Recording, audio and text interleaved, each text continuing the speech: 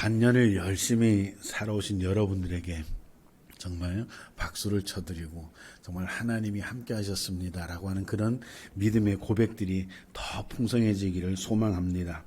우리가 살아가면서요, 열심히 사는 게 중요하죠. 정말 얼마나 열심히 살아들 가고 있는지. 그런데 요즘 보니까 환경들이 너무너무 어려워졌습니다.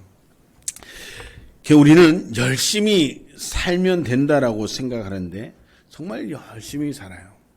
근데 병원에 가보면요, 그런 말들을, 환자들, 보호자들 중에 그런 말들을 많이 한다고 해요. 정말 젊어서 열심히 살아서 이제 살만해졌는데 이제 병 들어가지고 그 살만한 환경을 누리지 못하고 그렇게 한탄하는 분들이 많다라고 하는 그런 이야기를 듣습니다.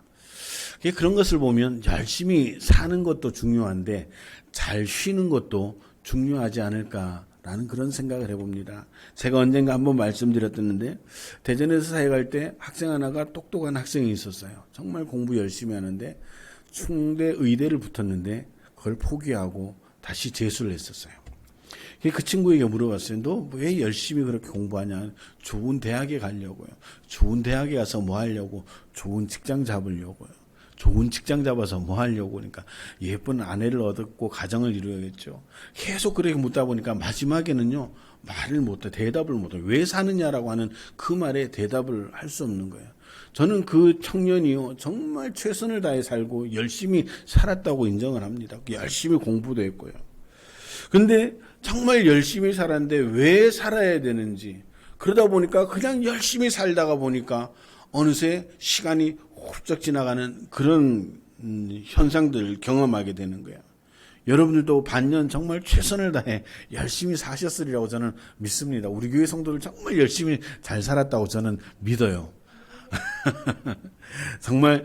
그런데 더 중요한 것은 열심히 사는 것도 중요한데 잘 쉬는 것도 중요하다라고 하는 것이죠. 우리는 그래요. 젊어서 열심히 살아야지 나이가 들어서 좀 그래도 누리며 살 수 있지 않겠나라는 생각을 하는데 정말 그럴까요? 제가 지난주에도 말씀드렸던 것처럼 여러분들 나이가 사람이 나이가 어떤 기준점을 제공하는 게 아닙니다. 오는 거는 순서가 있어도 가는 거는 순서가 없는 거예요. 그래서 아까 제가 병원에 그 환자의 보호자들이 이야기했던 것, 정말 열심히 살았는데 이제 살만하니까 먼저 가면 어떡하냐고, 그런 이야기가 거기서 나오는 겁니다. 여러분들 인생의 쉼표를 찍을 수 있는 게 정말 지혜가 필요한 줄 믿으시기를 바랍니다. 우리 믿음 또한 그렇습니다. 우리가 열심히 믿는다고 믿는데 우리가 돌아보지 않고 생각하지 않고 열심히 믿다 보면 우리가 어디로 가고 있는지, 정말 다른 산 꼭대기로 가는 그런 경우들 겪게 된다라고 하는 것이죠. 여러분들, 우리가 인생의 쉼표를 만드는 그 시간은요, 우리의 인생의 방향과 목적을 수정할 수가 있습니다. 그래서 삶을 수정할 수가 있는 그런 시간이 되는 것이죠. 믿음도 그렇습니다. 사실 오늘, 지난주, 이번주 계속해서 이 말씀을 하고 있는데 사실 분기점이라고 생각할 수가 있겠죠.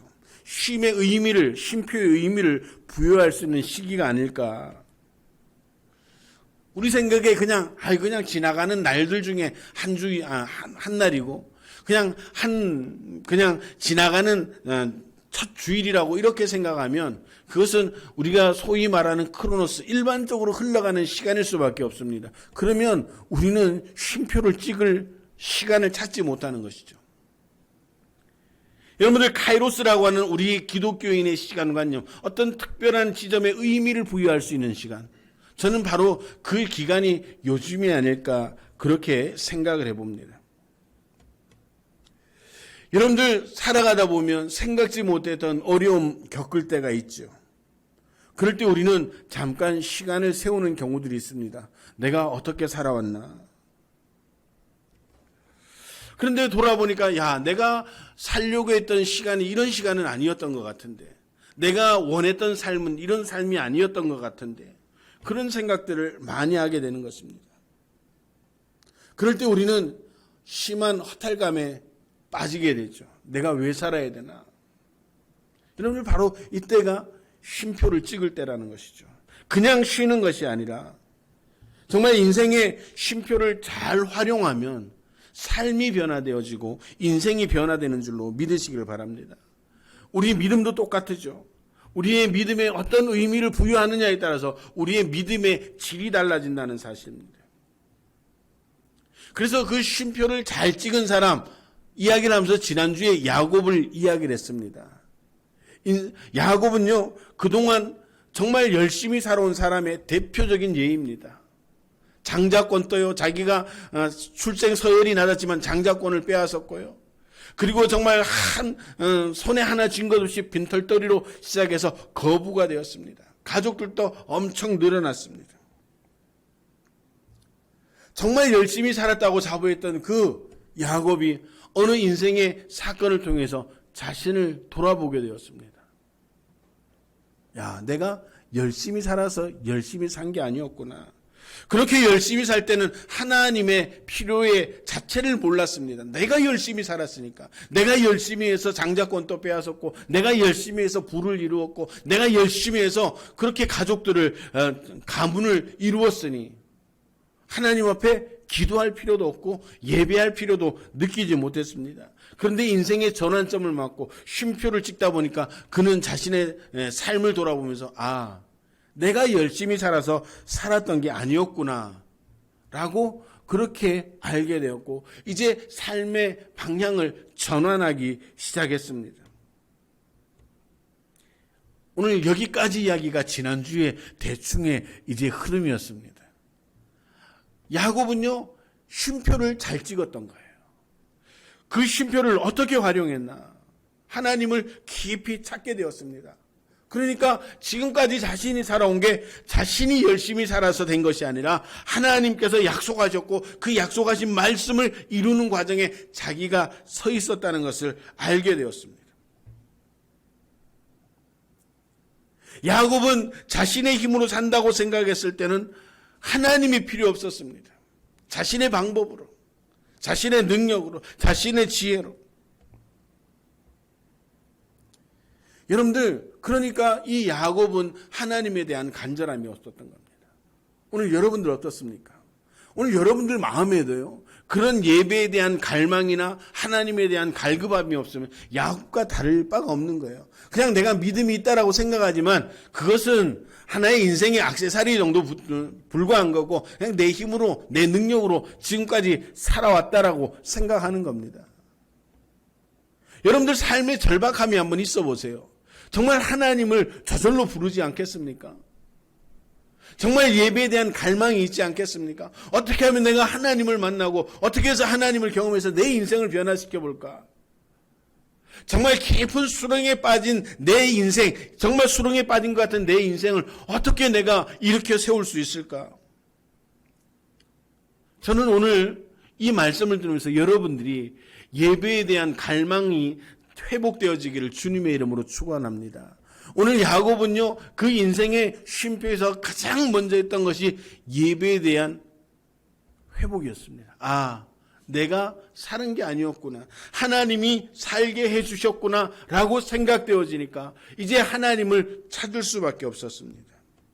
그렇게 하나님을 찾기 시작하니까요. 그의 삶이 바뀌기를, 삶의 자세가 바뀌기 시작했습니다. 오늘 그렇게 야곱이 자신이 깨닫고 나니까요. 본문 2절에 보니까 야곱이 이에 자기 집사람과 자기와 함께 모든 자들에게 이르되 너희 중에 이방 신상을 버리고 자신을 정결케 하고 의복을 바꾸라고 그렇게 말하고 있습니다. 여러분들 야곱은요 대단히 이기적인 사람이었습니다. 가족들조차도 자기를 위해서 존재하는 사람으로 여겼습니다. 형님도 어머니도 아버지도 상관이 없습니다.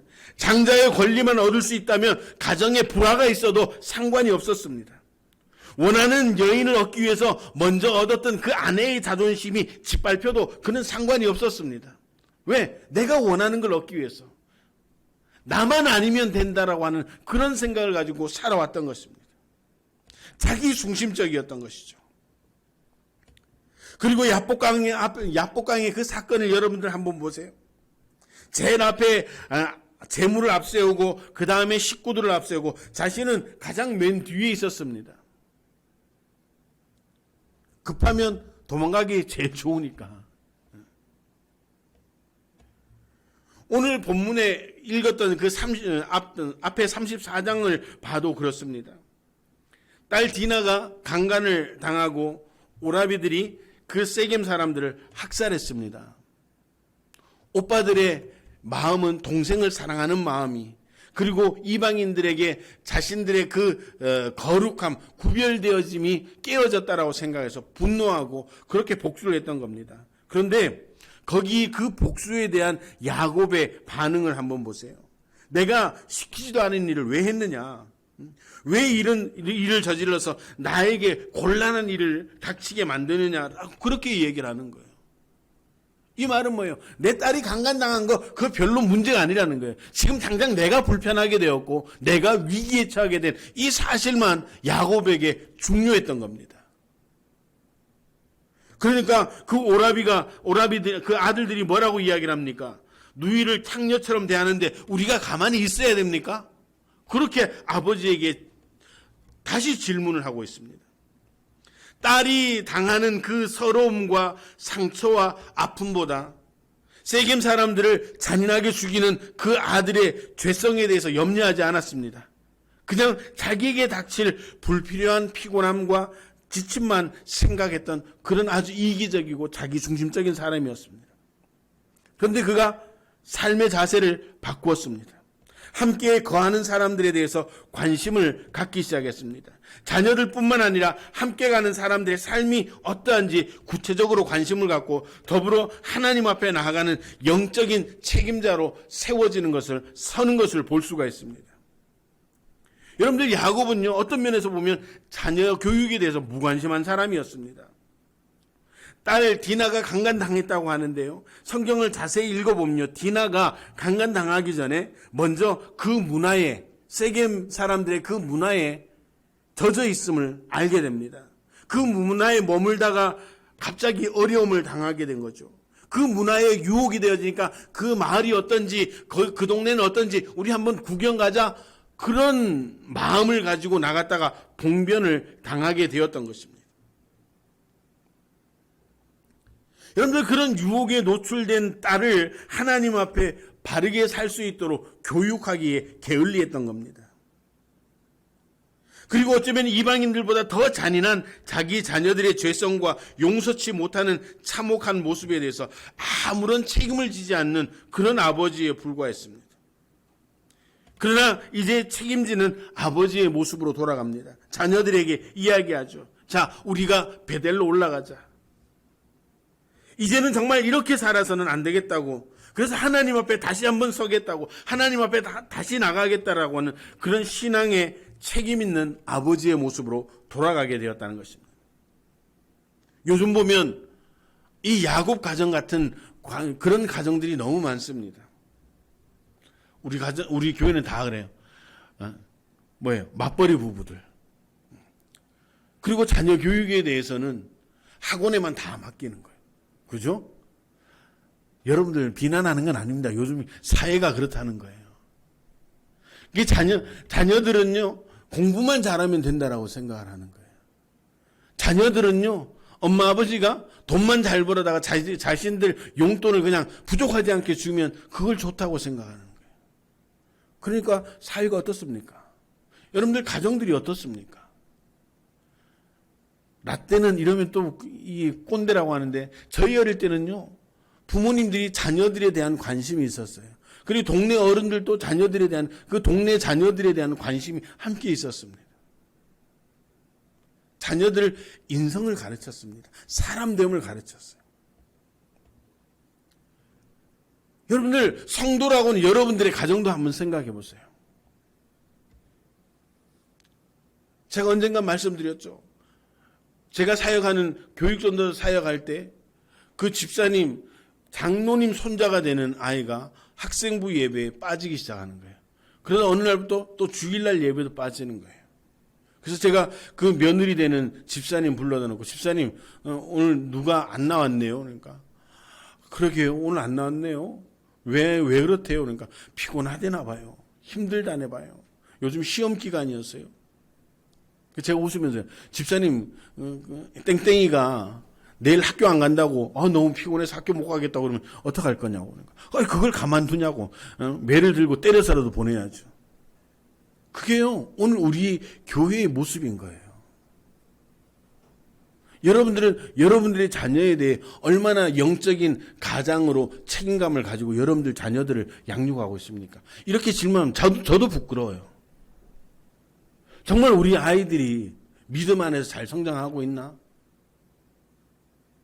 거기 질문을 한다면 저도 자신 있게 예스라고 말씀을 못 드려요. 너희들 셋 다 반성을 해야 되는 거예요. 그러니까. 뿐만 아니죠. 교회 안에도 마찬가지입니다. 여러분들은 성도로 부르심을 받았다는 사실을 믿으시길 바랍니다. 그러면 그냥 나와서 단지 예배만 하는 그 정도, 여러분들 하나님은 그 정도 기대를 가지고 여러분을 부르지 않으셨다는 것이죠.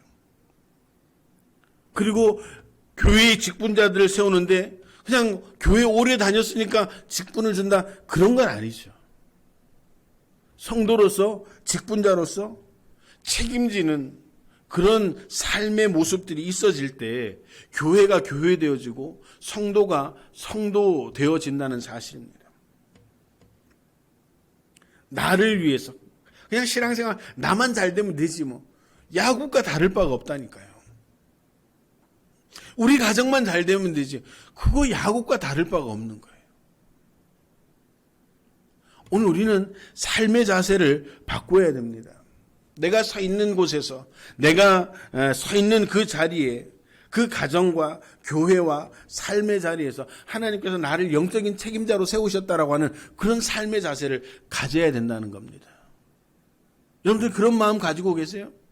여러분들 직장에 가서, 여러분들 직장에 들어갈 때 어떤 기도하십니까? 그냥 오늘 하루 안전하게 해주세요. 그냥 무사히 잘 지나가게 해주세요. 그건요, 아이와 같은 신앙이에요. 여러분들 어떻게 해야 돼요? 여러분들은요, 여러분들의 삶의 자리로 돌아오면 여러분들이 영적인 지도자라는 사실을 기억하셔야 됩니다. 가정에서는 영적인 부모가 되어야 되고요. 직장에서는 여러분들이 영적인 지도자가 되어서 여러분들의 삶을 통해서 그렇게 복음이 보여지고 말씀의 능력이 나타나야 되는 것이죠. 그런 긍지를 가지고 있어야죠. 그냥 나만 아니면 돼. 나만 편하면 되고 나만 잘 벌면 되고 다른 사람들이 어떻게든 상관없어. 하나님이 그 정도 수준으로 여러분들을 부르지 않으셨다는 거예요. 오늘 야곱이 그것을 깨달았습니다. 그동안 자기만을 위해서 살아왔던 거예요. 그래서 나만 괜찮으면 다 괜찮았습니다. 엄마 아버지 불편해도 상관없고 형님 불편해도 상관이 없고 내 아내가 불편해도 상관없는 거예요. 나만 잘 되면 되고 나만 아니면 되는 그런 삶을 살았던 겁니다. 그런데 인생의 쉼표의 시간에 돌아보니까 그렇게 사는 것이 아니었구나 라는 것을 깨닫게 되었던 거예요. 하나님이 나를 이 가정의 가장으로 세우셨고 이 기업의 책임자로 세우셨고 아멘 하시는 분들이 한 분도 없네. 가장은 하기 싫다는 거예요. 그렇게 여러분들을 세우셨다는 거예요. 여러분들이 여러분들 자녀들 앞에 정말 그리스도인으로 우리 엄마 아빠는 정말 괜찮은 그리스도인이야 그 이야기를 듣고 있어요? 여러분들이 여러분들의 삶의 자리에서 직장생활 하면서 저 사람은 그래도 예수 믿는 사람 같다 그런 인정을 받고 있습니까? 여러분들이 직장 처음 아침에 출근해서 그 직장에 가서 하는 일이 뭡니까? 정말 여러분들이 직장을 여러분들이 축복하고 여러분들과 하는 동료들을 지금 축복하고 있습니까? 변화되어야죠. 야곱이 오늘 그것을 깨달았어요. 인생의 쉼표를 찍으면서 그랬구나 라는 것을 알고 그의 삶의 자세가 바뀌기 시작했습니다. 오늘 저와 여러분들도 이 한 해의 쉼표를 찍는 이 시점에 삶의 자세를 바꾸시기를 주님의 이름으로 축원합니다. 여러분들이 그냥 어쩌다 불려 나온 그런 사람들이 아니라, 그런 성도들이 아니라, 하나님이 여러분들의 계획을 가지고 여러분들의 가정의 영적인 지도자로, 여러분들의 삶의 자리의 영적인 지도자로, 여러분들의 직장의 영적인 지도자로 세우셨다는 사실을 믿으시고, 그리고 그렇게 영적인 지도자의 삶을 살아가시기를 주님의 이름으로 축원합니다. 그리고 이제 마지막으로 야곱은요, 자기 남은 인생을 위해서 모든 익숙한 것과 소유를 포기하는 대가를 치르게 됩니다. 4절에 보면 그들이 자기 손에 있는 모든 이방 신상과 자기 귀에 있는 고리를 야곱에게 주는지라 야곱이 그것들을 세겜 근처 상수리 나무 아래 묻고 라고 그렇게 말합니다. 야곱은 자기 인생의 전략을 수정하고 지금까지 익숙해졌던 것을 포기합니다. 그리고 자기 의미와 권력을 유지시켜갖고 자기 부와 명예를 지지해 주던 것들을 다 버렸습니다. 상수리 나무 아래 다 묻어버렸습니다. 더 이상 세상의 죄악이 주는 혜택과 즐거움을 누리지 않겠다라고 선포한 겁니다. 보면 라헬은 자기 조상으로부터 그 물려받은 그 드라빔, 아버지로부터 훔쳐나온 그 드라빔도 상수리 안에 묻어버렸습니다. 그것을 묻는다는 건 뭐예요? 이제 나에게는 하나님밖에 없습니다 라고 하는 그런 신앙의 고백입니다. 그리고 그런 금고리 은고리를 다 그 나무 아래 묻었다는 건 뭡니까? 이제 하나님께서 공급하시는 그런 공급으로만 제가 살아가겠습니다라고 하는 그런 결단이라는 거예요. 그 상수리 나무가 어딘지 한번 찾아봐야 될 것 같아요. 여러분들, 우리가 이런 전환점을 맞이하면서 필요한 생각과 사고와 가치관을 한번 다시 점검할 수 있어야 됩니다. 그동안 내가 중요하다고 생각하고 붙들어온 것이 정말 붙들고 있을 만한 가치가 있는 건가? 내가 정말 이 방향이 내가 원했던 방향이고 내가 살아보려고 했던 방향이었는데 이게 정말 하나님께서 원하시는 인생의 방향이었을까? 그것을 한번 돌아볼 수 있어야 됩니다. 6개월 동안 정말 최선을 다해 살아온 것을 저는 여러분들의 삶을 통해 알 수가 있습니다. 그러나 그 열심이 하나님과 함께했던 열심인지 우리는 한번 생각해 보아야 됩니다. 이전에 야곱은요, 자기만을 위해 살았습니다. 그런데 이 야곱이 그렇게 가치관을 변화시키고 나니까 하나님이 역사의 무대로 불러주셨습니다. 그리고 그 야곱의 12아들을 믿음의 조상으로 삼게 한 구체적인 영적인 훈련이 바로 베델에서부터 시작되었던 것입니다. 지금까지 좀 잘못했었어도 괜찮습니다. 그래서 이렇게 쉼표를 찍는 시간이 필요한 것 아니겠습니까? 하나님께서 책임지는 인생으로 이제 저와 여러분들을 세우고 우리의 가정을 세우고 우리의 자녀들을 세워야 되는 줄로 믿으시길 바랍니다. 지금까지 살아왔던 삶도 중요합니다. 그러나 정말 새로운 인생을 어떻게 살 것인가라고 고민한다면 이제 야곱의 삶을 보면서 또 야곱의 방법을 보면서 우리도 변화시킬 수 있는 그런 은혜가 있게 되기를 주님의 이름으로 축원합니다. 나의 하나님이라고 고백하고 그분을 온전히 신뢰하며 하나님께 올려드렸던 소원을 갚아가는 일을 정말 여러분들의 이 하반기에 시작할 수 있는 그런 귀한 은혜가 있게 되기를 주님의 이름으로 축원합니다. 이제 제가 강제로 여러분들에게 쉼표를 하나 찍게 했습니다. 이제 이 쉼표를 찍으면서 여러분들이 다시 한번 하나님을 찾고 익숙함을 포기하고 삶의 자세를 바꿀 수 있는 그런 귀한 은혜가 있게 되기를 주님의 이름으로 축원합니다. 그래서 지금까지 열심히 살아왔지만 이제 남은 후반기에는 그 열심히 하나님을 향하고 우리의 신앙을 양육하고 성장시키고 우리의 자녀들을 새롭게 할 수 있는 그런 계기가 될 수 있는 귀한 시간이 되어지기를 주님의 이름으로 축원합니다.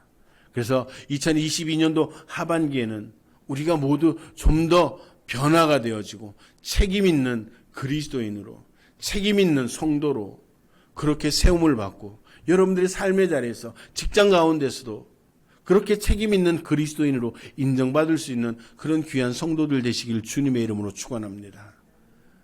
이제 하반기가 시작되었는데 이 하반기에는 정말 우리가 새롭게 변화되어지고 정말 우리에게 맡겨진 삶의 자리에서 최선을 다하고 영혼 구원을 위해서 정말 하나님께 영광 돌릴 수 있는 그런 귀한 성도, 그런 교회가 되어서 2022년도 이 하반기가 우리 신앙의 한 획을 그을 수 있는 복된 시간이 되어지기를 주님의 이름으로 축원합니다. 기도하시겠습니다.